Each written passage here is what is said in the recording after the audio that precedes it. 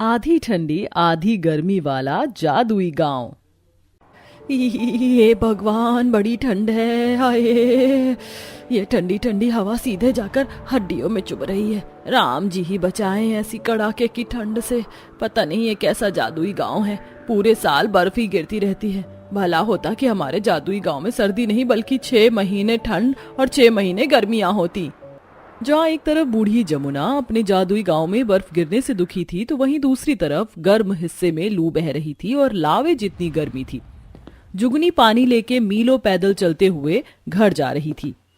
हे भगवान, मैं तो पसीने से बिल्कुल नहा धो गई। आग लगे ऐसी गर्मी वाले जादुई गांव को। नदी तालाब सब सूखे पड़े हैं, कितने किलोमीटर दूर से चलकर पानी लाना पड़ता है। इससे लाख गुना अच्छा तो पहले का मौसम था। थोड़ी तो दिक्कत परेशानी होती थी, इस तरह ठंड देखने के लिए तरसना तो नहीं पड़ता था। खैर, बोया पेड़ बबूल का तो आम कहाँ से होगा। आखिर क्यों ये महिला ऐसे मिसाल दे रही है और क्या है इस जादुई गांव का रहस्य जिसमें एक समय पर 2 अलग अलग मौसम मौजूद है। तो चलिए इसके पीछे की कहानी देखते हैं। दूर दराज बसा हुआ बलियापुर गांव आज भी बाकी गांव से पिछड़ा हुआ है। वहां कमाने के ज्यादा जरिए उपलब्ध नहीं है। सभी लोगों के घर आज भी मिट्टी के हैं और कुछ लोग फूस की झोपड़ी डालकर रह रहे हैं। गांव में केवल रोजगार के 2 ही साधन मौजूद है, खेती बाड़ी और ईंट की भट्टी। आधे लोग किसानी करते हैं और आधे ईंट की भट्टी पर मजदूरी करते हैं। जहां मोहन और हरिया निराश दिल से बातचीत कर रहे हैं। हम किसान लोगों ने दिन रात खून पसीना बहाकर एक एक दिन इस जमीन पर इस उम्मीद से मेहनत की कि खेत में दिन रात हल चलाया, बीज लगाया, खाद पानी दिया कि इस बार हमारी खेत की फसल बहुत अच्छी होगी तो हम साल भर पेट भर कर खा सकेंगे। लेकिन इस बेतहाशा गर्मी के मौसम ने हमारी सारी उम्मीदों पर पानी फेर दिया। अरे ये तो गर्मी के मौसम में हर साल ही होता है।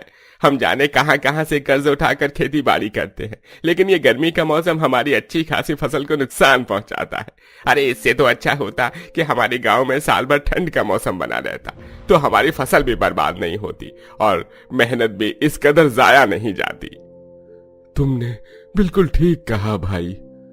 अरे तुम किसान लोगों को तो केवल अपनी अपनी पड़ी है। अरे हम मजदूरों के बारे में कौन सोचेगा। हमारी भट्टी तो गर्मी के मौसम में ही चलती है, सर्दियों में तो काम ही नहीं निकलता है। ऐसे में हम अपने परिवारों की रोटी पानी कैसे चलाएंगे, कभी सोचा है? अरे तुम लोग भी हमारी तरह खेती कर लो, किसने मना किया है?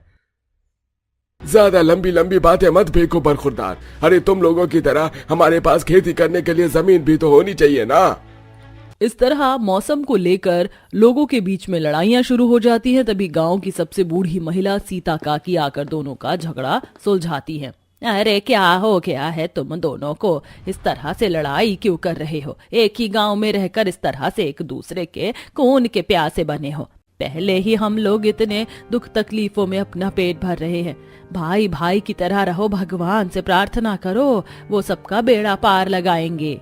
अरे बस करो काकी, अगर सच में भगवान होते तो हमारे गांव की परिस्थितियां इतनी गरीब और दुखदाई थोड़ी ना होती। बात करती हैं।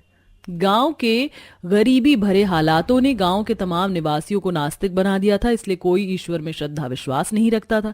जबकि सीता इकलौती ऐसी थी जो अपनी दिन की शुरुआत भगवान का नाम लेकर करती थी और जब कभी उसके दरवाजे पर कोई इंसान या जानवर आ जाता तो वह उन्हें भूखा नहीं भेजती थी। इतनी मेहनत मशक्कत के बाद भी सारे गाँव वाले दुख भरी रोटी ही खाते थे।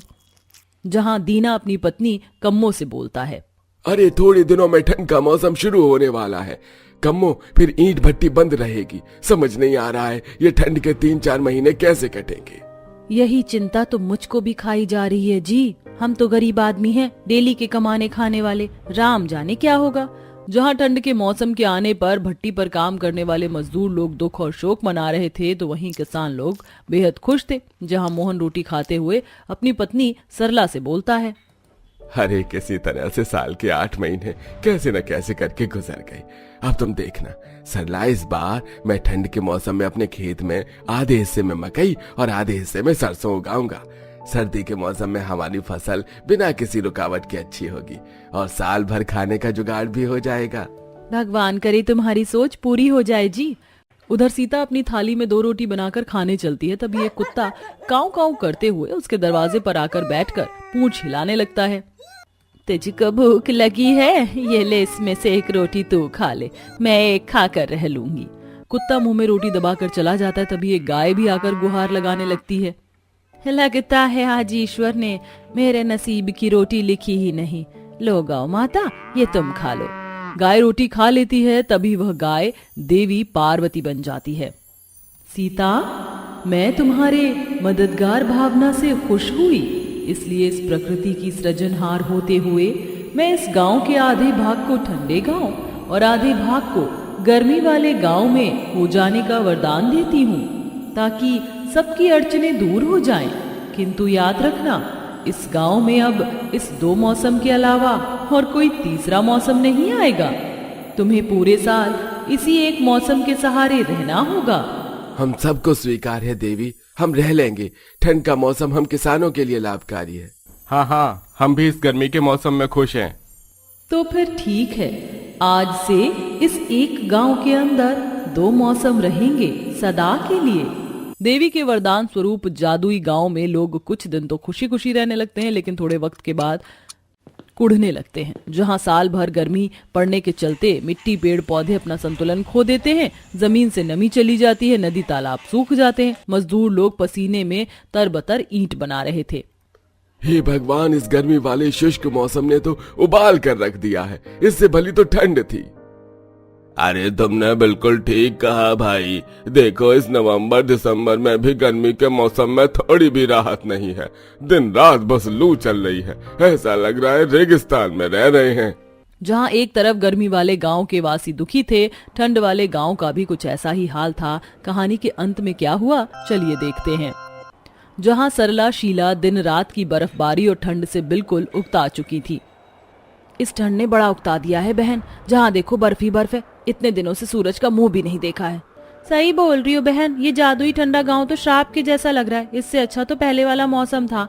न लकड़ी मिल रही है, जहाँ देखो दिन भर कोहरा ही कोहरा छाया है। खिली धूप देखने की इच्छा हो रही है मेरे दिल में। तभी ठंड में ठिठुरते बूढ़े रामू काका बोलते हैं, अरे तुम सब लोगों ने तो ये वरदान मांगा था, अब जियो ऐसे दोहरे मौसम में। अरे मौसम का संतुलन जरूरी होता है। ईश्वर ने जो बनाया था अच्छा बनाया था। हम लोगों ने प्रकृति के साथ छेड़छाड़ की है। हमें अपनी गलती के लिए पश्चाताप करना होगा। सब गांव वाले मिलकर प्रकृति के संतुलन के लिए गुहार लगाते हैं। तभी पार्वती माँ प्रकट होती हैं। क्या हुआ, तुम गांव वालों ने मुझे फिर से स्मरण किया? अब तो मैंने तुम्हारी इच्छा पूरी कर दी है। किसानों को ठंडा गांव चाहिए था, उनके पास ठंडा गांव है। मजदूरों को गर्म गांव चाहिए था, तुम्हारे पास भी गर्म गांव है। अब क्या बाधा है? अपनी भूल को मान लेते हैं और सीता बोलती है, हे माँ, हम सबको हमारी भूल का एहसास है कि मौसम का संतुलन कितना जरूरी है। आपने हमारे जो इस गांव को आधे आधे मौसम में अलग अलग बांटा है, हम आपसे विनती करते हैं इसे फिर से एक गांव बना दीजिए। अलग अलग ठंडा और गर्म गांव हमें नहीं चाहिए। आखिरकार तुम्हें इस बात का एहसास हो गया कि मौसम का संतुलन कितना जरूरी है। पतझड़, ठंड, गर्मी, बारिश, सारे मौसम जरूरी हैं। इसलिए मैं वरदान देती हूँ, ये गांव अब पहले से भी सुंदर मौसम वाला गांव होगा, जहाँ तुम सब दुख नहीं आनंद से रह पाओगे। इस तरह अंत में वह गांव पहले की तरह वापस हो जाता है।